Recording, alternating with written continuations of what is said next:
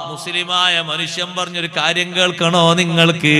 ഈ റോമെന്ന നാട് മുഴുവനും സ്വർണവും മുത്തും രത്നവും നിറച്ചിട്ട് നിങ്ങൾ എന്റെ കയ്യിൽ വന്ന് എന്റെ കയ്യിലേക്ക് സംഭാവനയായി കൊണ്ടുതരുന്നത് ഒരൊറ്റ ദിവസത്തെ വാങ്ക് കേൾക്കാതിരിക്കുന്നതിന് പോലും പകരമായി സ്വീകരിക്കാൻ പറ്റൂല.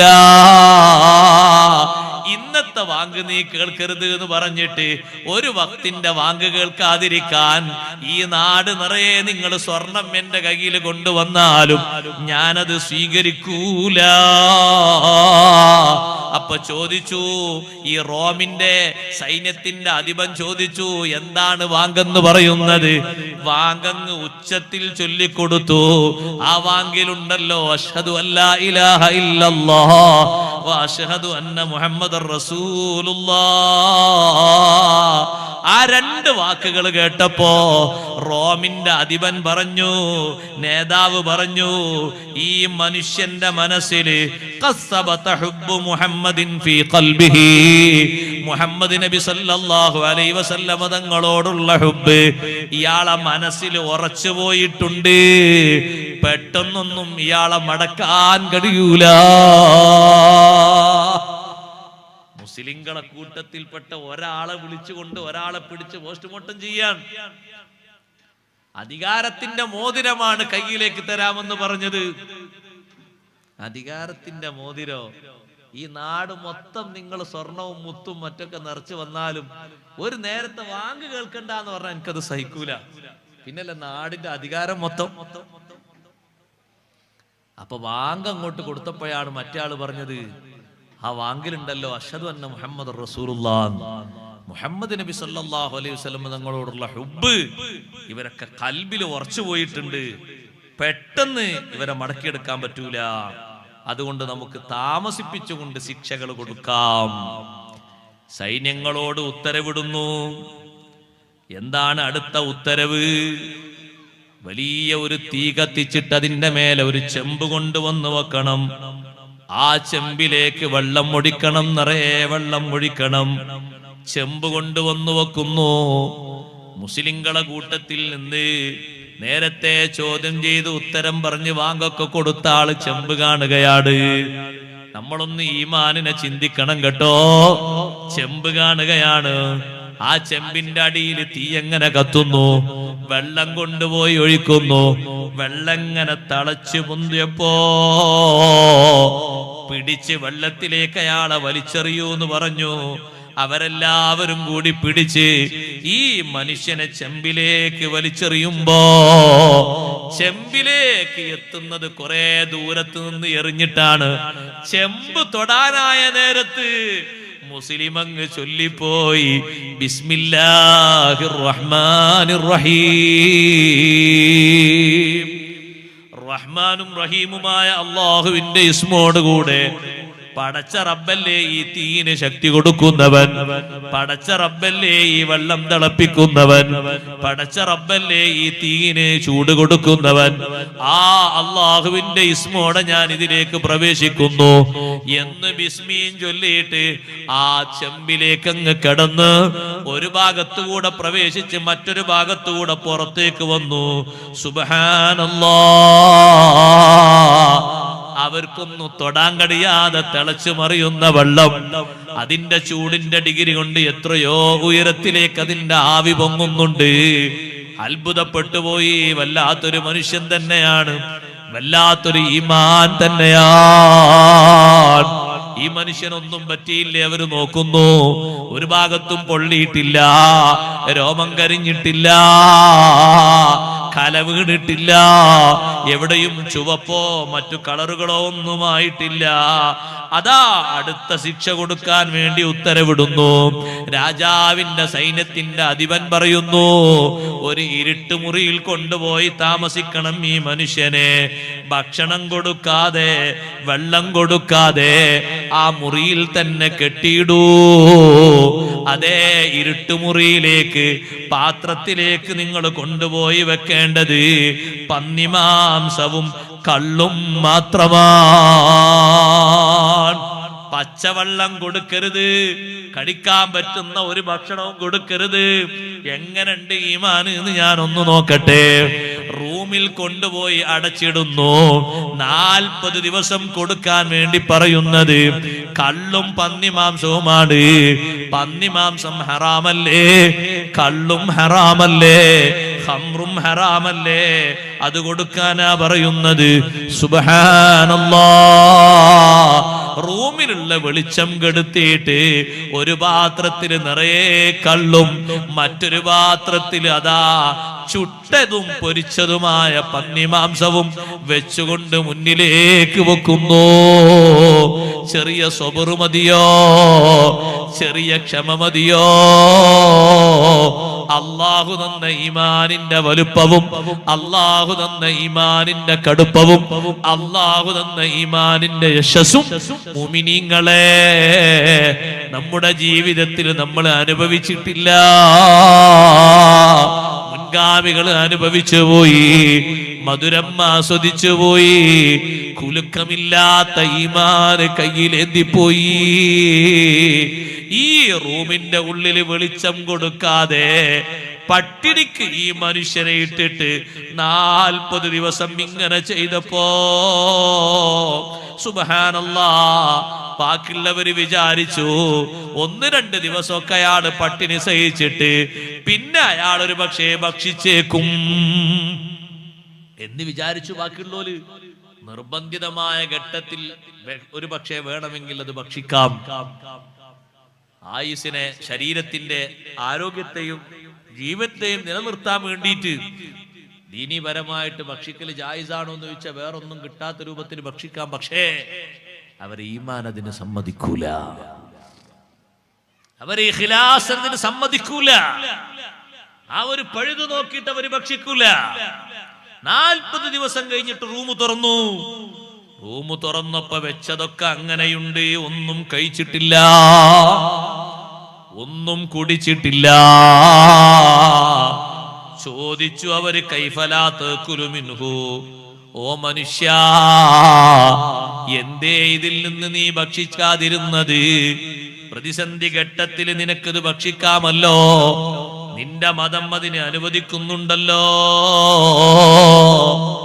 എന്താണ് മുസ്ലിം പോരാളിയുടെ മറുപടി എന്നറിയോ? ലൗ അകൽതു മിൻഹു ലഫറഹതും, ഞാൻ അല്പമെങ്കിലും അതിൽ നിന്ന് ഭക്ഷിച്ചാൽ നിങ്ങൾക്ക് സന്തോഷം വരൂലേ? നിങ്ങൾ തിന്നുന്ന അല്ലാഹ് ഹറാമാക്കിയത് ഞാനും തിന്നു എന്നൊരു സന്തോഷം നിങ്ങൾക്ക് തോന്നൂലേ? അതുകൊണ്ട് നിങ്ങൾക്ക് സന്തോഷം വരണ്ടാന്ന് കരുതിയിട്ട് ഞാൻ ഒന്നും തന്നെ ഭക്ഷിച്ചില്ല. എനിക്ക് അല്ലാഹു സുബ്ഹാനഹു വ തആല ആരോഗ്യം നിലനിർത്തി തന്നു. അല്ലാഹു തആല കൊടുക്കൂലേ റിസ്ക്? അല്ലാഹു തആല കൊടുക്കും. അല്ലാഹു കൊടുക്കൂലേ ആരോഗ്യം? അല്ലാഹു തആല കൊടുക്കും ആരോഗ്യം. ഒന്നും ഭക്ഷിക്കാതെ ബുദ്ധിമുട്ടായി നിന്നിട്ട് വിശപ്പ് അനുഭവിച്ച് മരിക്കേണ്ട ഒരു ഘട്ടം വരുമ്പോ അവർക്ക് ഇല്ല. ഭക്ഷണമൊന്നും കഴിക്കാതെ, നല്ല ഭക്ഷണമൊന്നും കൊടുക്കാതെ ലിമിറ്റായ ഭക്ഷണം മാത്രം കൊടുത്തിട്ട് തടവിൽ പാർപ്പിച്ചിരുന്നില്ലേ ബഹുമാനപ്പെട്ട ഖുബൈബ് ബിൻ അദി റളിയല്ലാഹു അൻഹുവിനെ? ഖുബൈബ് റളിയല്ലാഹു അൻഹുവിനെ ഒരു നേരം നോക്കിയ ഹാരിത്തിന്റെ മകളായ സൈനബ് ഖുബൈബ് റളിയല്ലാഹു അൻഹു പോയി നോക്കിയപ്പോ സൈനബ് എന്ന് പറയുന്ന ആ പെണ്ണ് പറഞ്ഞു, മാ റഅയ്തു അസീറൻ ഖത്തു ഖൈറൻ മിൻ ഖുബൈബ്. ഖുബൈബ് റളിയല്ലാഹു അൻഹു പോലെ നല്ലൊരു തടവുകാരനെ ഞാൻ കണ്ടിട്ടില്ല. ഖുബൈബ് തങ്ങൾ എന്റെ വീട്ടിന്റെ മുറിയിൽ താമസിക്കുമ്പോ ഞാൻ കണ്ടു അദ്ദേഹം കയ്യിൽ മുന്തിരിക്കൊല പിടിച്ച് ഭക്ഷിക്കുന്നത് ഞാൻ കണ്ടു. മക്കയിൽ എവിടെയും മുന്തിരി കിട്ടുന്ന കാലമല്ല.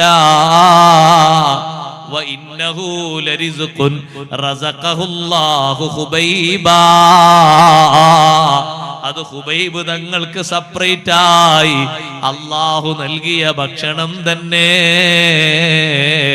കനിയില്ലാ കാലം കാനിയെ കൊടുത്തോവർ, കരിഞ്ഞാമരത്തിന്മേൽ കയാ നിറച്ചോവർ,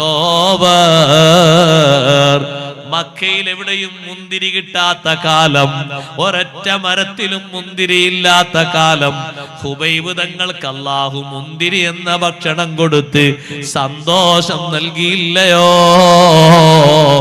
അള്ളാഹുവിന്റെ സ്പെഷ്യൽ ആളുകൾക്ക് ഭക്ഷണം കൊടുക്കുന്നത് അല്ലാഹുവല്ലേ? അതിനാരെങ്കിലും മാധ്യമം ആവശ്യമുണ്ടോ? ഇല്ലേ, ഇല്ല. 40 ദിവസം ഈ മുസ്ലിം സഹോദരൻ ആ റൂമിന്റെ ഉള്ളിൽ താമസിച്ചിട്ട് ഒരു വെള്ളത്തിന്റെ ഒരു മുറുക്ക് പോലും കുടിക്കാതെ, ഖംറിന്റെ ഒരു ചെറിയ തുള്ളി പോലും കടിക്കാതെ, പന്നിമാംസം ഒരു കഷ്ണം പോലും രുചി നോക്കാതെ എങ്ങനെയാ സഹോദരങ്ങളെ തള്ളി നീക്കിയത്? അല്ലാഹുവല്ലേ അവർക്ക് ആരോഗ്യം നൽകിയത്? അല്ലാഹുവല്ലേ അവർക്ക് ഈമാൻ നൽകിയത്? ഈമാനിന്റെ ഒരൊറ്റ സംരക്ഷണത്തിന് വേണ്ടിയല്ലേ ഈ ത്യാഗം അവർ സഹിക്കുന്നത്? അപ്പൊ പിന്നെ സഹായം കൊടുക്കുന്നത് അല്ലാഹു തന്നെയാണ്. വമൻ യത്തഖില്ലാഹ യജ്അൽ ലഹു മഖ്റജാ വയർസുഖുഹു മിൻ ഹൈതു ലാ യഹ്തസിബ്. അല്ലാഹുവിനെ തഖ്വ ചെയ്ത് ജീവിക്കുന്ന മനുഷ്യന് അവിചാരിത മാർഗത്തിലൂടെ അല്ലാഹു റിസ്ക് നൽകും.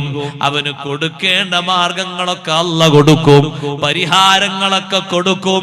ഇതും നടന്നില്ല എന്ന് കണ്ടപ്പോ സൈന്യാധിപൻ ആ മനുഷ്യനോട്, മുസ്ലിമിനോട് പറഞ്ഞു, എങ്കിൽ ഒന്നും നീ ഭക്ഷിക്കാത്തത് കൊണ്ട് നിന്നെ വഴിക്ക് വിടണോ? നിന്റെ കൂടെയുള്ള തടവുകാരെ ഞാൻ വിട്ടേക്കണോ?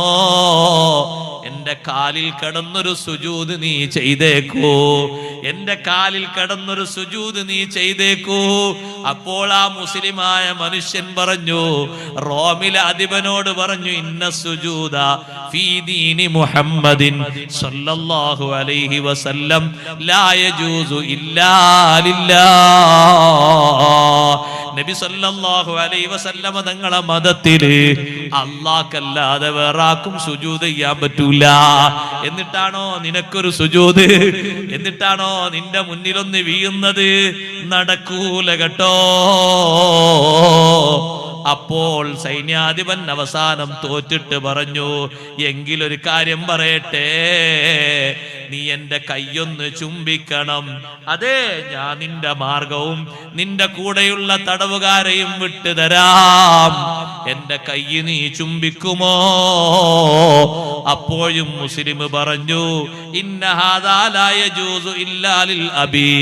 കൈ ചുംബനം ബാപ്പാന്റെ കൈ ചുംബിക്കാം. ബാപ്പാന്റെ കൈ ചുംബിക്കുന്നത് സുന്നത്താണ്. നമ്മളെ കൂട്ടത്തിൽ ആൾക്കാർക്ക് അതൊരു പരിചയം പോരാ അല്ലേ? ഇപ്പൊ അടുത്ത് ഉംറക്ക് പോകുന്ന ഒരാളോട്, ഉംറക്ക് പോകല്ലേ, ഇനി എന്താ അവസ്ഥ ചെയ്യേണ്ടത്? യാത്രന്റെ സുന്നത്തായ 2 റക്അത്ത് നിസ്കരിച്ചു, ചൊല്ലേണ്ട ദിക്റൊക്കെ ചൊല്ലി, നിസ്കാരം കഴിഞ്ഞിട്ട് കുറച്ച് സൂറത്തൊക്കെ ഓതാനുണ്ട്, അതൊക്കെ ഓതി. യാത്രക്ക് വേണ്ടി ഒരുങ്ങുമ്പോ അങ്ങനെയാണ്. യാത്രയുടെ സുന്നത്ത് നിസ്കാരം കഴിഞ്ഞ് ചില ഓതേണ്ട സൂറത്തൊക്കെ ഓതണം. ഓതി കഴിഞ്ഞ് ദ്വാരന്ന് അവിടെയുള്ള ആളുകൾക്കൊക്കെ സ്വതക്ക കൊടുക്കണം. യാത്ര പോകുന്ന ആൾ സ്വതക്ക കൊടുക്കൽ സുന്നത്താണ്. ഇനി ദുബായിലേക്ക് പോകുന്ന ആളാണെങ്കിലും ശരി, ജിദ്ദയിലേക്ക് പോകുന്ന ആൾ ശരി, യാത്രക്കാരൻ സ്വതക്ക കൊടുക്കുന്നത് സുന്നത്താണ്. പഴയ കാലത്തെ ഹജ്ജിന് പോകുമ്പോ നിങ്ങൾ ആലോചിച്ചിട്ടുണ്ടോ? പഴയ കാലത്തെ ഹജ്ജിന് പോകുമ്പോ അങ്ങനെയാണ്. അന്ന് ചില്ലറയാക്കിയ 2ന്റെ നോട്ട് 1ന്റെ നോട്ടൊക്കെ ഉണ്ടാവും. അപ്പൊ അത് കാണാനല്ല, അത് വേറെ വിഷയോ. 2ന്റെ നോട്ട് 1ന്റെ നോട്ട് ഇഷ്ടം പോലെ ഉണ്ടാകും. എന്നിട്ട് ആ വന്ന ആളുകൾക്കൊക്കെ കൊടുക്കും. മുതിർന്ന ആളുകൾക്ക് ഒരു 10 രൂപ കൊടുക്കും, കുറച്ചുകൂടി ആളുകൾക്ക് 5 രൂപ കൊടുക്കും. 5 രൂപ 10 രൂപ എന്ന് പറഞ്ഞാൽ ലോഡ് കണക്കിന് അരി കിട്ടും. ഇന്നത്തെ പോലെയല്ല. അങ്ങനെ ചെറിയ കുട്ടികൾക്കൊക്കെ 1 രൂപ 2 രൂപ അങ്ങനെ കൊടുത്ത് എല്ലാവർക്കും സ്വതക്ക കൊടുക്കും, കുട്ടികൾക്കടക്കം. എന്നിട്ടാണ് ഹജ്ജിന് പോകുന്ന ആള് വീട്ടിൽ നിന്ന് വാഹനത്തിൽ കയറുക. ഇത് വല്ലാത്തൊരു സന്തോഷമുള്ള യാത്ര. ആ വാഹനത്തിലേക്കാണ് കയറി വാഹനം അങ്ങനെ നീങ്ങുമ്പോ വാഹനം പോകുന്ന ഭാഗത്തേക്ക് തിരിഞ്ഞുകൊണ്ട് ബാങ്ക് വിളിക്കും. അതും ഒരു സുന്നത്താണ്. അങ്ങനെ ബാങ്ക് വിളിക്കും. ആ സുന്നത്തോടൊക്കെ ചെയ്യും. ഉംറക്ക് പോകാൻ ഇറങ്ങുന്ന ആള് കാര്യങ്ങളൊക്കെ ചെയ്തിറങ്ങുമ്പോ ഞാൻ പറഞ്ഞു, ആരെ വീട്ടുകള് ബാപ്പുണ്ട്, ഉമ്മണ്ട്, എന്നാ അവരെ ഒന്ന് മുസാഫത്ത് ചെയ്ത് കൈയൊന്ന് പിടിച്ച് മുത്തിക്കോളി എന്ന് പറഞ്ഞു, ചുംബിച്ചോളി, സുന്നത്താണ്. അപ്പൊ അദ്ദേഹം ചോദിച്ചു, ഉസ്താദെ മുസാഫത്ത് ചെയ്താ പോരെ, ചുംബിക്കണോന്ന്? ബാപ്പാന്റെ കൈ ചുംബിക്കൽ സുന്നത്താണ്. ബാപ്പ ആലിമാകണം എന്നില്ല. ബാപ്പ ആലിമാകണം എന്നില്ല. ബാപ്പാന്റെ കൈ നീ ചുംബിക്കുന്നത് ക്വാളിഫിക്കേഷൻ നോക്കിയിട്ടല്ല, ബാപ്പ നിനക്ക് ജന്മം നൽകാൻ നിമിത്തമായി എന്നൊരൊറ്റ കാരണം കൊണ്ടാണ്. ഉമ്മാന്റെ കൈയും നീ പിടിച്ച് ചുംബിക്കണം. ഉമ്മാമ്മയുടെ കൈയും പിടിച്ച് ചുംബിക്കണം, ഉപ്പാപ്പയുടെ കൈയും പിടിച്ച് ചുംബിക്കണം. സാദാത്തുക്കളെ കൈ ചുംബിക്കുന്നത് അവർ അഹ്ലു ബൈത്തിൽ അംഗമായി എന്ന ബഹുമാനം കൊണ്ടാണ്. ഉലമാഇന്റെ കൈ ചുംബിക്കുന്നത് ഇൽമു കൊണ്ട് അല്ലാഹു ആദരിച്ചു എന്ന നിലക്കാണ്. അങ്ങനെയുള്ള ആൾക്കാർക്കൊക്കെ വേറെ കാരണങ്ങളുണ്ട്. ബാപ്പക്ക് ഒരു കാരണവും വേണ്ട, ബാപ്പ ബാപ്പായി എന്നുള്ള കാരണം കൊണ്ട് തന്നെ കൈപിടിച്ച് ചുംബിക്കണം. അത് സുന്നത്താണ്, ഒരു പൊരുത്താണ്. ഉമ്മാന്റെ കൈയും പിടിച്ച് ചുംബിക്കണം. യാത്ര പോകുന്ന ആളുകൾക്ക് സുന്നത്താണ്. ഇതുവരെ ചെയ്യാത്ത ആൾക്കാർ ഇനി ചെയ്യാ, അല്ലാഹു തആല തൗഫീഖ് നൽകട്ടെ. അപ്പൊ ഈ മുസ്ലിം സഹോദരൻ പറഞ്ഞു, ചുംബിക്കേണ്ടത് ബാപ്പാന്റെ കൈയല്ലേ, നീ എന്റെ ബാപ്പല്ലല്ലോ. നീതിമാനായ രാജാവിന്റെ കൈ ചുംബിക്കണം, നീ നീതിമാനല്ലല്ലോ. 40 ദിവസം എന്നെ പട്ടിണി കിട്ട, നീ എന്ത് നീതിമാനാ? നിന്റെ കൈ എങ്ങനെ ചുംബിക്കാതാ? അല്ലെങ്കിൽ എന്റെ ഉസ്താദിന്റെ കൈ ചുംബിക്കണം. അത് ഉസ്താദ് എനിക്ക് അക്ഷരം പഠിപ്പിച്ചു എന്നുള്ളതാണ്. ആ ഉസ്താദ് ഇപ്പൊ പഠിപ്പിക്കുന്ന ആളാണെങ്കിലും ശരി, അല്ലാത്ത ആളാണെങ്കിലും ശരി, നമ്മളെ പണ്ട് മദ്രസയിൽ പഠിപ്പിച്ച ഉസ്താദ് ഇപ്പൊ ആ ഉസ്താദ് ഒരു കച്ചവടക്കാരനാണ്. പക്ഷെ നമുക്ക് ഉസ്താദാണത്. ആ ഉസ്താദിന്റെ അലിഫിന്റെ മേലെയാണ് നമ്മൾ ഇന്നും ഫാത്തിഹ ഓതുന്നത്, ഖുർആൻ ഓതുന്നത്, തക്ബീർ ചൊല്ലുന്നത്, സ്വലാത്ത് ചൊല്ലുന്നത്. ആ അക്ഷരക്കൂട്ടങ്ങൾ നമ്മുടെ മനസ്സിൽ, നമ്മുടെ നാവിൽ ഉറപ്പിച്ചു തന്നത് ആ ഉസ്താദാണ്. എപ്പോഴും ആ ഉസ്താദിനോട് ബഹുമാനം വേണം. ആ ഉസ്താദ് ആ മേഖലയിൽ നിന്ന് വിട്ടാലും നമുക്കത് ഉസ്താദാണ്. ബഹുമാനം വേണം, ആദരവ് വേണം. രോഗിയായാൽ സന്ദർശിക്കണം, ആവശ്യങ്ങൾ നിറവേറ്റി കൊടുക്കണം, ഹദിയകൾ കൊണ്ടുപോയി കൊടുക്കണം, നാട്ടിൽ വരുമ്പോൾ പോയി സന്ദർശിക്കണം, സുഖവിവരങ്ങൾ അന്വേഷിക്കണം, ദാരിദ്ര്യമുണ്ടെങ്കിൽ ഉസ്താദിന് ദാരിദ്ര്യത്തിൽ നിന്ന് കരകയറ്റണം. എല്ലാ സ്നേഹപരമായ കാര്യങ്ങളും ചെയ്യണം. ഇപ്പോൾ ഉസ്താദ് മുഅല്ലിം അല്ലെങ്കിലും ശരി, നമുക്ക് ഇൽമു പഠിപ്പിച്ചു എന്നുള്ളത് കൊണ്ട് ജീവിതത്തിന്റെ അവസാനം വരെ ബഹുമാനിക്കാനും സ്നേഹിക്കാനും നമ്മൾ കടപ്പെട്ടവരാണ്. അവരെ സ്നേഹിക്കണം, ബഹുമാനിക്കണം. അത് നമ്മുടെ വിജയത്തിന്റെ ഒരു പ്രധാനപ്പെട്ട കാരണമാണ്. ഗുരുനാഥന്മാരെ ബഹുമാനിക്കണം. ഗുരുനാഥന്മാരെ ബഹുമാനിക്കുന്നത് എത്ര കണ്ട് നമ്മുടെ ജീവിതത്തിലുണ്ടോ അത്ര കണ്ട് അല്ലാഹു നമുക്ക് ഉയർച്ച നൽകും. ഉസ്താദുമാർക്ക് വലിയ ബഹുമാനം കൊടുക്കണം. മദ്രസയിലെ ഉസ്താദുമാര് അടിത്തറ ഭാഗ്യവരാണ് നമ്മുടെ ഇൽമിന്. അവരാണ് നമ്മുടെ അടിത്തറ ഭാഗ്യവര്. കുറെ നമ്മെ പഠിപ്പിച്ച ഉസ്താദുമാര് പലരും മരണപ്പെട്ടു പോയി. അള്ളാഹുർക്കൊക്കെ ദർജയേറ്റി കൊടുക്കട്ടെ. ഖബർ ജീവിതം അള്ളാഹു സന്തോഷത്തിലായി കൊടുക്കട്ടെ. മുഖറബീങ്ങളിൽ അള്ളാഹു സ്ഥാനം കൊടുക്കട്ടെ. ജീവിച്ചിരിക്കുന്നവർക്ക് അള്ളാഹു ആഫിയത്തുള്ള ദീർഘായുസ്സ് കൊടുക്കട്ടെ. സഹോദരന്മാരെ, ഇൽമു പഠിപ്പിച്ച ഉസ്താദുമാരോട് ശുക്റാണ്. അവർക്ക് വേണ്ടി ദുആ ചെയ്യണം, എപ്പോഴും ദ്വാരക്കണം. ബഹുമാനപ്പെട്ട ഇമാം ബുഖാരി റളിയല്ലാഹു അൻഹു പറഞ്ഞില്ലേ, എനിക്ക് ഇൽമു പഠിപ്പിച്ചെന്ന മഹാനാണ് അഹ്മദ് ബിൻ ഹംബൽ റളിയല്ലാഹു അൻഹു. ഒരൊറ്റ നിസ്കാരവും ഞാൻ നിസ്കരിച്ചിട്ടില്ല, എന്റെ ഉസ്താദായ അഹ്മദ് ബിൻ ഹംബൽ തങ്ങൾക്ക് ദുആ ചെയ്യാതെ ഒരൊറ്റ നിസ്കാരവും ഇല്ല. ഞാൻ ഏത് ഫർദ് നിസ്കരിച്ചിട്ടുണ്ടോ, സുന്നത്ത് നിസ്കരിച്ചിട്ടുണ്ടോ, എന്റെ ഉസ്താദായ അഹ്മദ് ബിൻ ഹംബൽ തങ്ങൾക്ക് ദുആ നടത്തിയിട്ടല്ലാതെ ഒരൊറ്റ നിസ്കാരവും നിർവഹിച്ചിട്ടില്ല. ബാപ്പ ഉമ്മക്ക് എപ്പോഴും ദുആ ചെയ്യണം. എല്ലാ ദുആകളിലും ബാപ്പാനെ ഉമ്മാനെ ഉൾപ്പെടുത്തണം. അവരെ മറന്നിട്ടൊരു ദുആ പറ്റൂല. ഉസ്താദുമാരെ ഒഴിവാക്കി ഒരു ദുആ പറ്റൂല. നമ്മുടെ ജീവിതത്തിന്റെ അവലംബങ്ങളാണ്, വിജയത്തിന്റെ നെടുന്തൂണുകളാണ് ഇവര്. ഇരിക്കട്ടെ, ഈ മുസ്ലിം പറയുന്നു, ഞാനൊന്നുകിൽ കൈ ചുംബിക്കേണ്ടത് ബാപ്പാന്റെ കൈയല്ലേ, നീ എന്റെ ബാപ്പയല്ല, നീതിമാനായ ഭരണാധികാരിന്റെ കൈയല്ലേ. 40 ദിവസം എന്നെ പട്ടിണി കിട്ട നിനക്കെന്ത് നീതിയാണ്? നിന്റെ കൈ ചുംബിക്കാൻ പറ്റൂല. അല്ലെങ്കിൽ നീ എന്റെ ഉസ്താദാകണം, നീ ഉസ്താദല്ലല്ലോ, പിന്നെങ്ങനെ കൈ ചുംബിക്കാനാ? സുബ്ഹാനല്ലാഹ്. അപ്പ പറഞ്ഞു, പിന്നെ എന്റെ കൈ ചുംബിക്കണില്ലെങ്കിൽ എന്നാ പിന്നെ എന്റെ നെറ്റിയിൽ നീ ഒന്ന് ചുംബനം നടത്തിക്കോ. നിന്റെ നെറ്റിയിൽ വേണമെങ്കിൽ ഞാനൊരു ചുംബനം നടത്താം, പക്ഷേ അതിനൊരു നിബന്ധനയുണ്ട്. എന്നാ നിബന്ധന? എന്റെ കൈ നിന്റെ നെറ്റിന്റെ മേലെ വെച്ചിട്ട് എന്റെ കൈയിന്റെ മേലെ ഞാൻ അങ്ങ് ചുംബിക്കാം. ഡയറക്റ്റായി നിന്റെ നെറ്റിക്ക് ചുംബിക്കാൻ എനിക്ക് തോന്നുന്നില്ല. ഈമാനില്ലാത്ത നിന്റെ നെറ്റിക്ക് എന്തൊരു ബഹുമാനമാണ്. എന്റെ കൈ നിന്റെ നെറ്റിന്റെ മേലെ വെച്ചിട്ട് ഞാനങ്ങ് ചുംബിക്കാം, അങ്ങനെങ്കിലും എന്റെ കൂടെയുള്ള ആളുകളെ തടവറയിൽ നിന്ന് നീ വിട്ടുതരുമല്ലോ. സുബ്ഹാനല്ലാഹ്. അങ്ങനെ അദ്ദേഹം അതാ എന്നാ നീ അങ്ങനെ ചെയ്തോന്ന് പറഞ്ഞു. നെറ്റിന്റെ മേലെ കൈവച്ചു. അങ്ങനെ ആ കൈ ചുംബിക്കാൻ ഉദ്ദേശിച്ചുകൊണ്ട് അതേ ചുംബിക്കാൻ കൈയിന്റെ മേലേക്ക് കൊണ്ടുപോകുമ്പോ, അല്ലെങ്കിൽ നീ ചുംബിക്കണ്ടെന്നും പറഞ്ഞിട്ട് ആ മുസ്ലിമിനെയും കൂടെയുള്ള തടവുകാരെയും വിട്ടുകൊടുത്തിട്ട് അവർക്ക് ധാരാളം സമ്മാനം കൊടുത്തു. ഉമർ ഇബ്നുൽ ഖത്താബ് റളിയല്ലാഹു അൻഹുവിന് റോമിലെ രാജാവിന്റെ വക ഒരു എഴുത്ത്. എന്താണ് ആ എഴുത്തിലുള്ളത്? ലൗ കാന ഹാദർ റജുലു ഫീ ബിലാദിനാ അലാ ദീനിനാ ലകുന്നാ നഅതഖിദു ഇബാദതഹു. ഉമർ തങ്ങളെ, നിങ്ങളെ മുസ്ലിങ്ങളെ കൂട്ടത്തിൽ നിന്ന് ഞങ്ങൾ പരീക്ഷണത്തിന് വിധേയമാക്കിയ ഒരൊറ്റ വ്യക്തിയുണ്ട്. ചെമ്പിലേക്ക് വലിച്ചെറിഞ്ഞിട്ട് വറച്ചട്ടിയിൽ ശരീരം ഒന്നുമാകാതെ ബിസ്മി ചൊല്ലിയിട്ട് രക്ഷപ്പെട്ട വ്യക്തിയാണ്. 40 ദിവസം പട്ടിണിക്കിട്ടിട്ട് മുന്നിൽ 1-ാം നമ്പർ ഹംറും അതുപോലെ പന്നീർച്ചയും കൊടുത്തിട്ട് ഒന്നും കളിക്കാതെ പട്ടിണി കിടന്നിട്ട് നല്ല ആരോഗ്യത്തോടെ തിരിച്ചു വന്ന ആളാണ്. സുബ്ഹാനല്ലാഹ്. ഈ ഒരൊറ്റ ആള് നമ്മുടെ നാട്ടിലുണ്ടോ? അദ്ദേഹത്തിന്റെ വിശ്വാസത്തിൽ നമ്മൾ ചേർന്നു പോകും, നമ്മൾ ആ ആരാധന ശരിയായി വെച്ചുകൊള്ളും.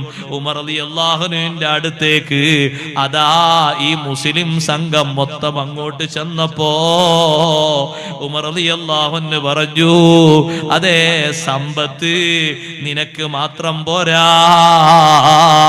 ഒരുപാട് സമ്പത്ത് റോമിലെ രാജാവ് തന്നിട്ടുണ്ടല്ലോ, മദീനയിലെ മുസ്ലിങ്ങൾക്ക് എല്ലാവർക്കും കൊടുക്കൂ. സുബ്ഹാനല്ലാഹ്. ആ ആളുകൾ മദീനയിലെ മുസ്ലിങ്ങൾക്ക് മൊത്തം ആ സമ്പത്ത് വീതം വെച്ചു കൊടുത്തു. ഈമാനിൽ വിജയിച്ചത് കൊണ്ട് സമ്മാനമാണ് കിട്ടിയത്. സഹോദരങ്ങളെ, ഈമാനിൽ അടിയുറച്ചു നിന്നപ്പോ അവര് വിജയിച്ചു പോയി.